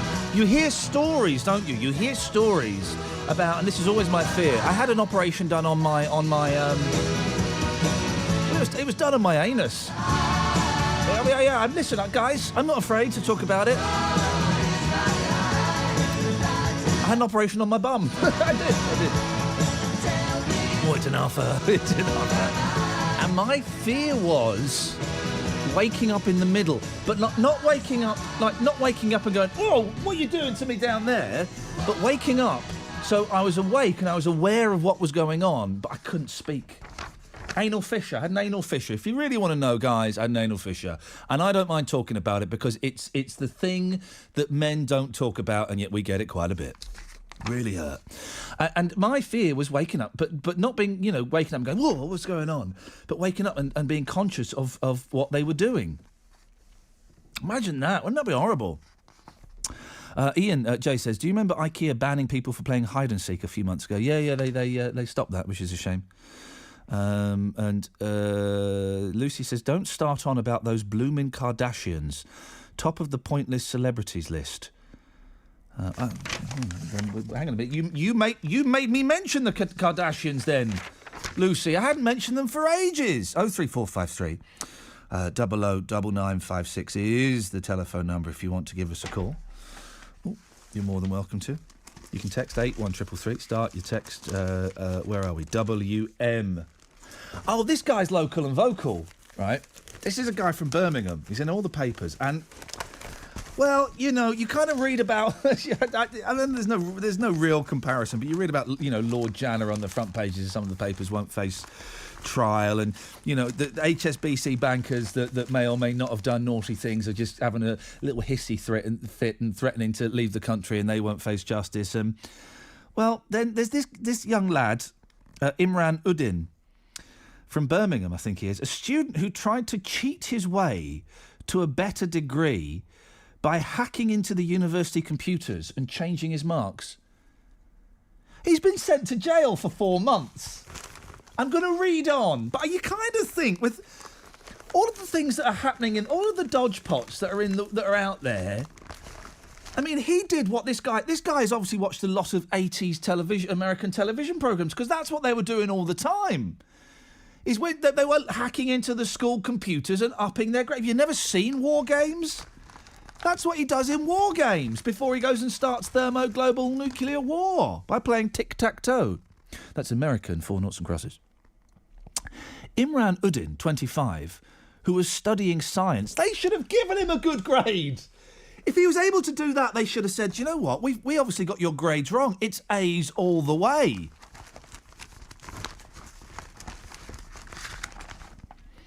Imran Uddin, 25, who was studying science, bought keyboard spying equipment on the internet, which he then connected to a number of university computers. Through the software, which recorded keystrokes, he was able to find out this guy is a genius. Yes, he's done wrong, and of course I'm not condoning it, but I think a 4-month sentence, it's a little bit extreme, isn't it? He was able to find out the passwords that staff were typing in to log into computers. He then used those passwords to log onto their accounts themselves. After hacking into the university system, Uddin changed the marks that he'd been given for previous assessments. On one paper, I mean, he didn't go nuts either. On one paper, he upped his mark from 57%, a lower second, to 73% a first. He bought these devices that he plugged into the back of a number of staff computers at the University of Birmingham, guys. It happened here. It happened here. At the time of hacking, he was expected to achieve a 2-2 degree. No. And then this is the thing, right? What he did was naughty. Part of me thinks we should have praised him and given him a higher grade, right? If you want to be slightly more down the line about it, you boot him out of the university. You boot him out of the university. You cheated, you're out. He was jailed for 4 months at Birmingham Crown Court on Thursday after admitting 6 charges which were in breach of the Computer Misuse Act. 4 months! You hear about robbers and people like that who don't get that long. 4 months. sentencing him, Judge James Burbridge, who needs to get a sense of humour, doesn't he? Said it was unclear why Udin had tried to change his grades. He said, for reasons not entirely clear to me, whether it was monetary or pride or a desire to outperform others, why did you think he wanted to get higher grades? His grades weren't high enough and he wanted bigger ones. Your cheating stories, please, by the way, obviously. I mean, I don't need to tell you that's what I'm fishing for here, is it? When have you cheated or lied to better yourself? 03453 009956. I consider your actions were planned and persistent. Oh, for crying out loud. He warned that Udin's behaviour could have undermined public confidence in the degree system. What about public confidence in the Crown Prosecution Service? Guys? Front page of the Daily Mail, guys? Anyone? The judge added, I genuinely, I'm getting peed off about this. Do you not think this is outrageous, Marky Mark? Well, it shows... 4 months in prison. It's showing inventiveness. The judge says he felt compelled to put Udin behind bars as a deterrence to others. As the BBC official spokesman producer, we've got to say we can't endorse his kind of behaviour. Don't condone it. Of course not. I mean, it's against the law. Is it? Well, against the law, though, to change your grades? Well, it's computer hacking, isn't it? It's against the law. The judge continued. This kind of conduct undermines or has the potential to undermine public confidence in the degree system. I've decided I cannot pass a suspended sentence because there need... flip. Am I the only one angry about this? 03453 009956. You know, there's stories all over the paper about people who should at least be facing justice, guilty or otherwise. They should be facing justice so we know whether they're guilty or not. And they're not. And this lad, he's done something naughty, right? Fine him $5,000 and boot him out of the college and ban him from ever studying at university again. Do that if you want to be. I mean, I think that's a bit harsh, but do that if you want to be strict. But to send him to prison for 4 months.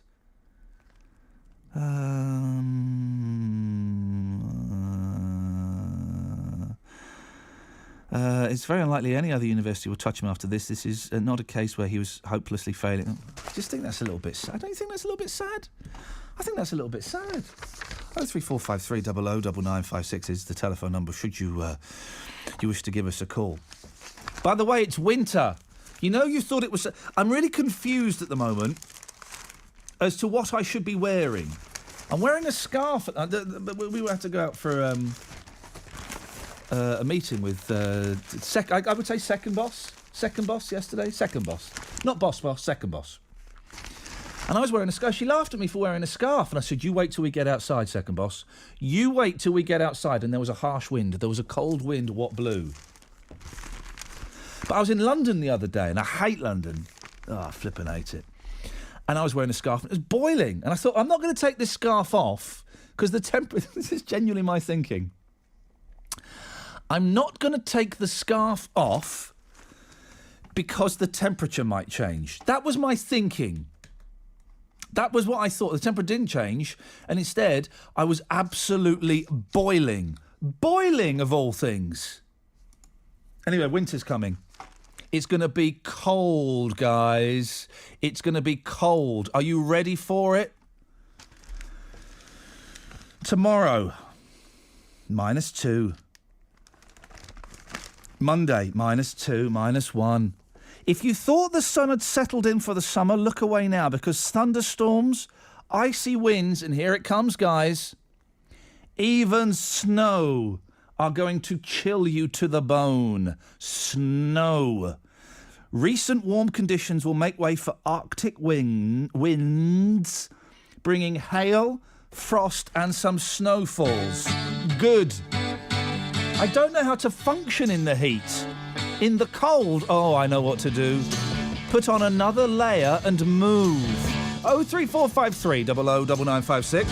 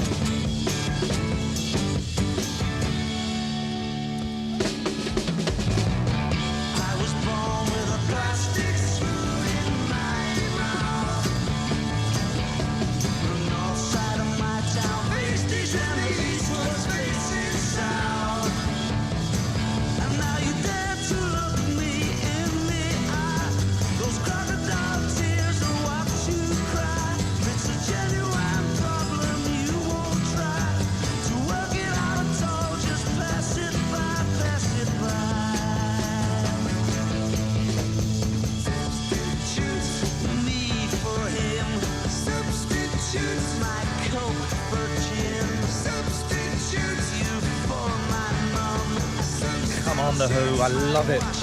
Oh, I love it.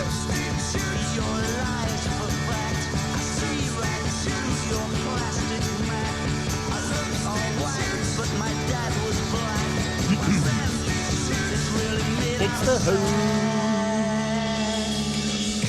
Gary, stay there. Come to you in a second. Let's go to John. Morning, John. Morning. How are you doing? Yeah, I'm good, thanks, boss. What you got? Yeah, basically, I was listening to your story, and I feel that it's fully sort of founded, really. This is the young gentleman, Mr. Udin, who's been sentenced to 4 months. Yeah. Yeah, go on. Yeah, basically. Well, if you think about it, it's not fair when it comes to get a job. What he actually needs the degree for. Yeah. Some other poor soul who has got a legitimate first 70% and up will have lost out on that job. So from that point of view, it's unfair. The second thing which makes me think that it is founded to give him a prison sentence is the nature of his degree. It's in science. Maybe he could be getting into a medical profession, which again is undeserved. He'll probably end up, to be honest, John, with a degree like that, he'd probably end up working in Starbucks. That seems to be what these degrees do these days. Well, so he's going to do some other poor soul out of a job. But 4 months in prison, surely they should have just kicked him off the... I think they should have just kicked him off the course and not given him a degree and fined him. I still disagree. I mean, these keyloggers have been around for a while. I don't think he actually needed something to plug into the computer. He can download keyloggers. Yeah. But if he tells all his pals about it, if it's allowed, if it is not made an example of, then this could happen in universities up and down the country. 5 years' time. No, John. Everyone. No, don't listen. Don't create a tsunami of panic about 5 years' time. Everyone's going to be doing keystrokers. It's not. It's one. It probably does happen. Other people probably do it. This fella was unlucky. He shouldn't have done it. He was a numpty. Part of me thinks fair play for. John, you cheated at school. You looked over your mate's shoulder and copied it, didn't you? You fudged. You lied to your parents about your grades. Come on. A friend of mine, who will remain unnamed, actually, he's got a job and he hasn't even got a degree, and he's just lied about having a degree. And basically, Beautiful. It's obviously the employer's fault for not checking this. No. It's his fault for doing it. Yeah, exactly. So should your mate go to prison? Well, yeah, a friend of a friend, let's say it like that. But yeah, I think he should. Yeah. He's not like need to clamp down. He's not like a surgeon or something, is he? He didn't lie about having a medical. No, he works in the marketing profession. Oh, yeah, well, but there's no way that he would have got into that job. And again, you could look at it from your point of view, thinking, he showed initiative. Yeah. But again, I disagree with it. He's breaking the law. He's somewhere where he doesn't deserve to be. Yeah. And yeah, let's make an example of these people. A liar working in the marketing industry, John. I won't believe it. Thank you, John. 03453 009956. I mean, yeah, he should have been punished, all right? But 4 months in prison, he changed 5 grades. Gary's on the line. Morning, Gary. Morning, Iain. 4 months in prison is a bit harsh, isn't it? Absolutely ridiculous. I'm on your side. Yes, he shouldn't have done it. Yes, they should have kicked him off the course. End of story. And just to show you on your comment about the Crown Prosecution Service, it didn't make any of the local papers certainly in the Birmingham area. It just shows you how farcical it is. A friend of ours, her son, a few weeks ago, was mugged by 3 youths on the Cross City line. One of them had a knife, literally put it to his throat, took his wallet and his phone. Oh, blimey. The police caught them. The one with the knife put his hands up and said, "Oh, sorry, yeah, it was me. I did have a knife. I did put it to his throat. I did steal his phone." The other 2 said, "No, nothing to do with us." The 2 that said they had nothing to do with it have gone to court. The one that put his hands up and said it was me, Gov, they said, "All right then, thank you for being honest and saying it was you. just wait for it. Just pay the lad £25 and we'll forget about it." Oh man, and I don't know whether that person should have gone to prison or not. But if that fella holding a knife to someone gets a 25 quid fine, what are we doing sending someone who cheated in an exam to prison for 4 months? Exactly. Yet again, cost taxpayer more money. Ridiculous. Gary, thank you very much indeed. I mean, I don't want to get all political on your ass in the last 15 minutes of the show, but really, I mean, you hear a story like that? Michael, stay there, come to you after this. Your travel news in the West Midlands. BBC WM 95.6. Let's get the travel news. Here's Liz Ann. Thanks very much. There's still some slow traffic being reported on the motorways northbound as you head from junction 3 to 3A on the M6 because of an earlier accident. All lanes have opened, but it's still a bit of a slow stretch through there. The emergency phones are still out of action for the M42 on both sides of the carriageway between junctions 4 and 5. That's the Shirley and Dorridge stretch down to Solihull and Knoll. And if you're making your way through Harborne, the traffic lights, the temporary lights in the roadworks up the High Street between Nursery Road and Serpentine Road are causing delays through the area. Northfields, Lockwood Road is still closed for a police incident at the A38 Olwyn Road to the Bellwood Road stretch, causing some problems for journeys through there today. If you're heading north on the M6, making your journey up for the Manchester kick-off at 5:30, it's looking okay for you northbound as you leave Birmingham. You've got the 50-mile-an-hour caps through the roadworks, but otherwise a clear run for you. If you can update us, call BBC WM 95.6 Travel on 0330 123 3550. Danny Kelly. Good morning, mate. How can we help you? Well, I've lost a walking stick. It's very special. I made it 23 years ago. Excuse me. It's been my pride and joy. When we took that call, of course we wanted to reunite Bob. It's unbelievable. We've got an update for you from someone who's seen it. I actually stopped the car to move your walking stick out of the way. If it's still there, Barry, Bob could be reunited this morning with it. A new hero for mid-mornings. His name, Danny Kelly. I'm sitting in the car, you've got me in tears. And you've got the stick. The stick is back in the car. You're absolutely fantastic. Danny, you're brilliant.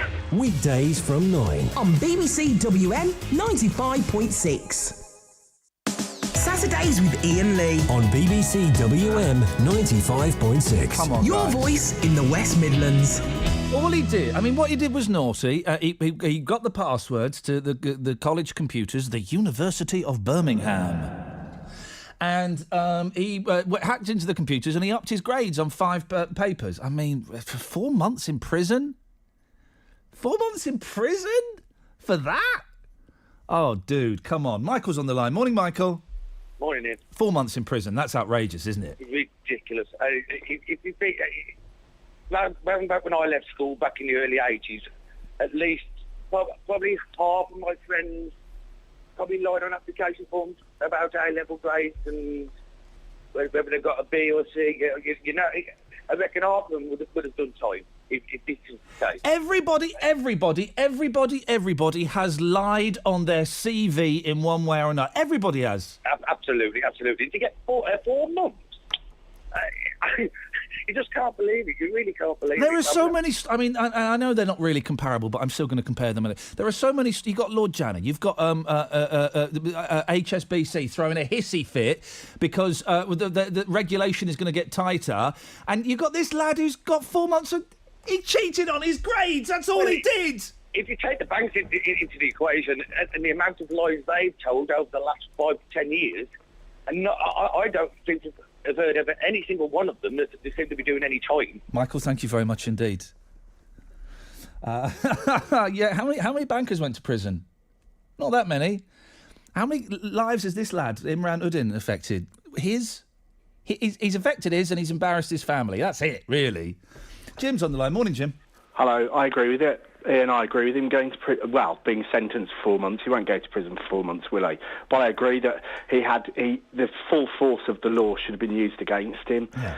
This wasn't a spelling test in a primary school. This wasn't lying on an application to get a job at McDonald's. This was a science degree, changing his results to a first, which could have led him into a career in medical research. Yeah. And if he's got the type of character that will take shortcuts for results or give false results to a test like a degree, then he could make up things in his research career that could have massive effect on millions of pounds of research that companies do. Jim, are you extrapolating? No. I'm not excusing you're doing something. somebody. No, I'm not saying excusing. I'm saying... Is he extrapolating when he says he's got a first? Jim, do you know what extrapolating means? Right, OK. Let me... Explain. Tell me what extrapolating, in this context, you mean extrapolating means in this context. Well, it means the same... Am I taking it to the nth degree? Are you suggesting that because Mr Uddin... Are you really suggesting that because Mr Uddin changed 5 grades on some papers... Give himself a first in a science degree? Yeah. Yeah, absolutely, I am. Well, I'm not finished. You don't know what I'm saying, Jim. Let me finish. Are you saying that because Mr. Uddin changed 5 marks on 5 papers, that he's going to lie about research, the results of cancer tests and stuff like that? I'm saying if he's got the type of character that will go to the lengths to take his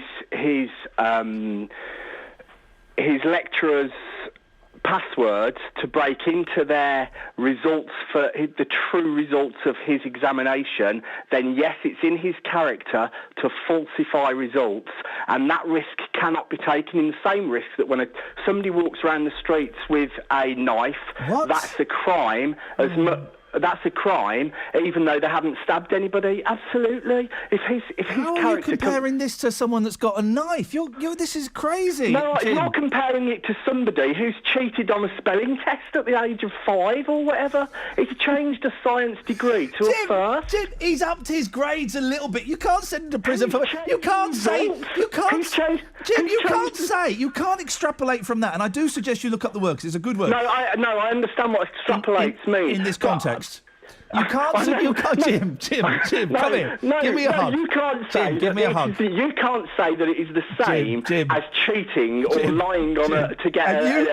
You know it's not, Ian. It's not the same as you're making me lying laugh. Stop to get your mate a job in McDonald's. It's not the same. Stop it. He's got a first in a science degree. Falsely. Jim, stop it. You're making me laugh too much. Stop it. Yeah. Right. But if I can't say that, then you can't say that Imran's going to make up results for tests into cancer.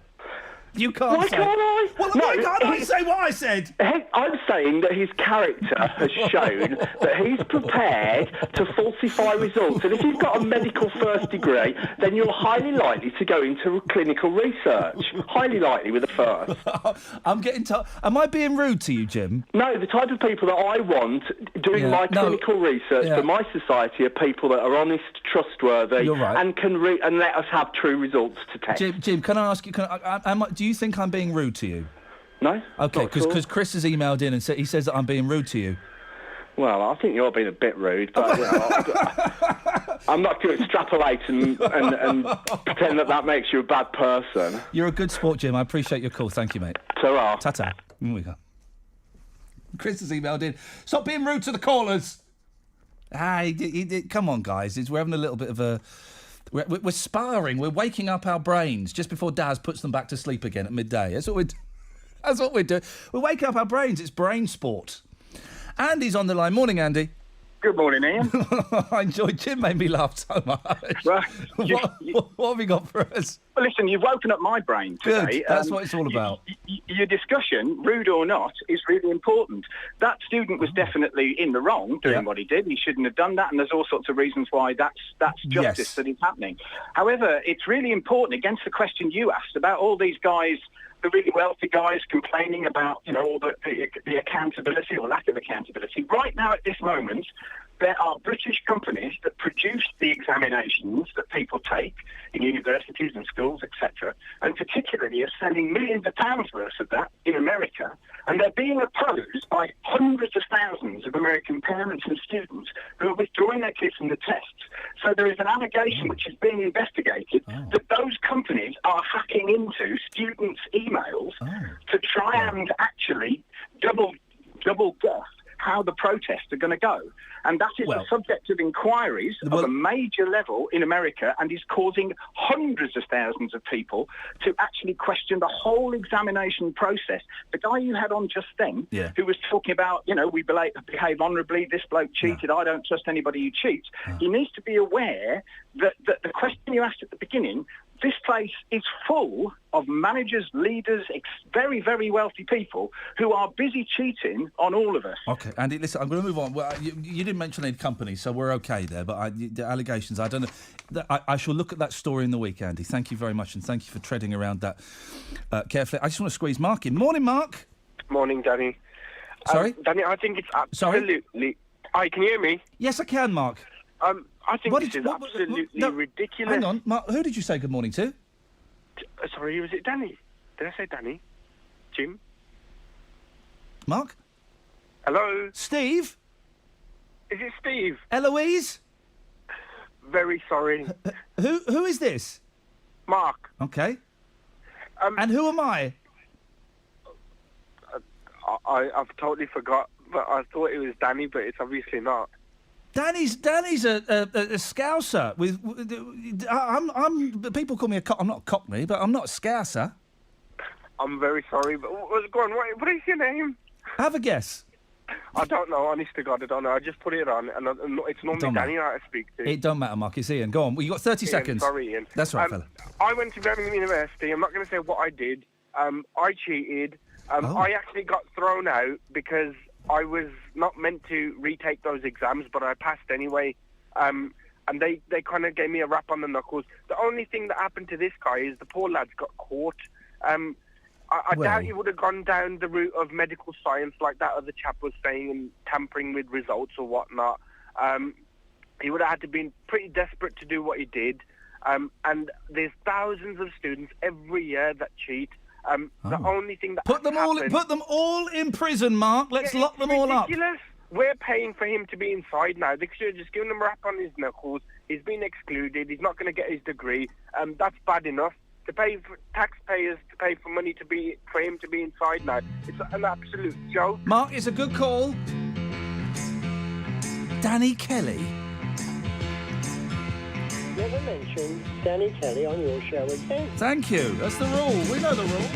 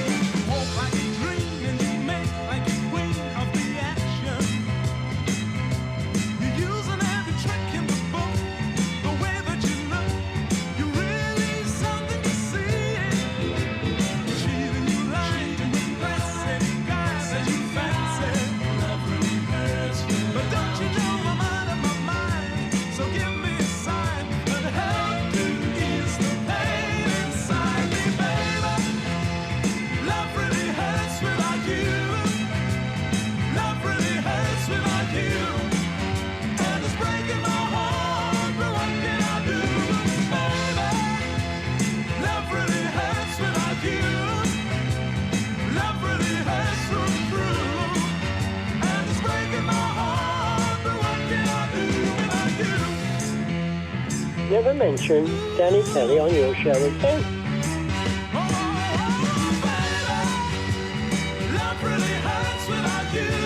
Who?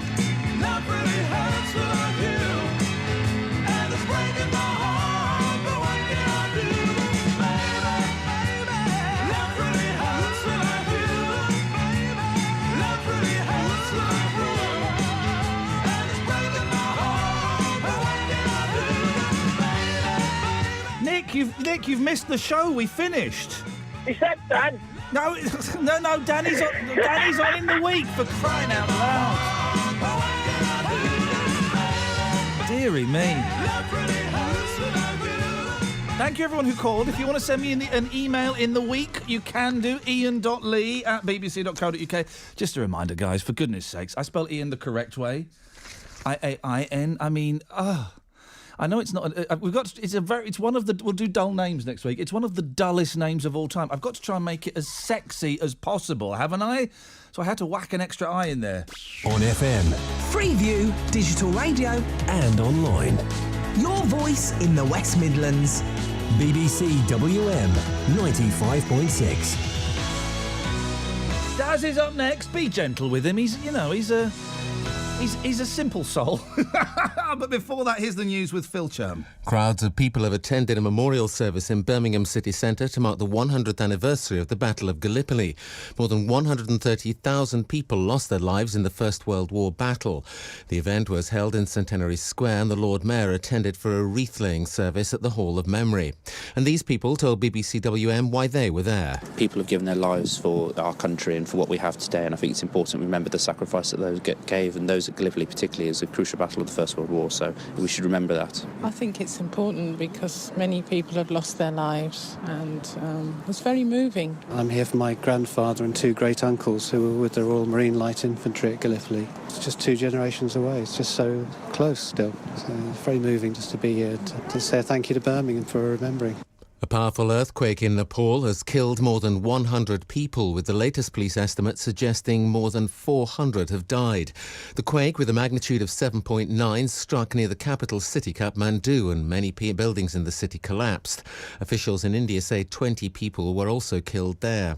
Our South Asia editor, Ambarasa Natarajan, has been speaking to people in Kathmandu. There's a complete panic, shock in the capital there and all across Nepal. This has been a powerful earthquake. It lasted for several minutes. One of them explained to me it was like being on a boat on high seas. The whole buildings were shaking. People were unable to get up from their feet. The Liberal Democrat leader Nick Clegg has said he would not join a coalition which relied on what he called life support from the SNP. The Scottish Nationalists have said they would work with Labour to try to keep the Conservatives out of government. In reply, David Cameron said people didn't know what they would get from the Lib Dems, and Ed Miliband insisted he wasn't thinking about potential deals. Police in Birmingham have issued CCTV images of a man they'd like to speak to about a robbery at Next in Smallheath. Staff were threatened with a knife into opening the office before a quantity of cash was stolen from the safe. The robber's described as a tall black man around 6 feet 2 inches with a muscular upper body. He's thought to be in his 20s. The offence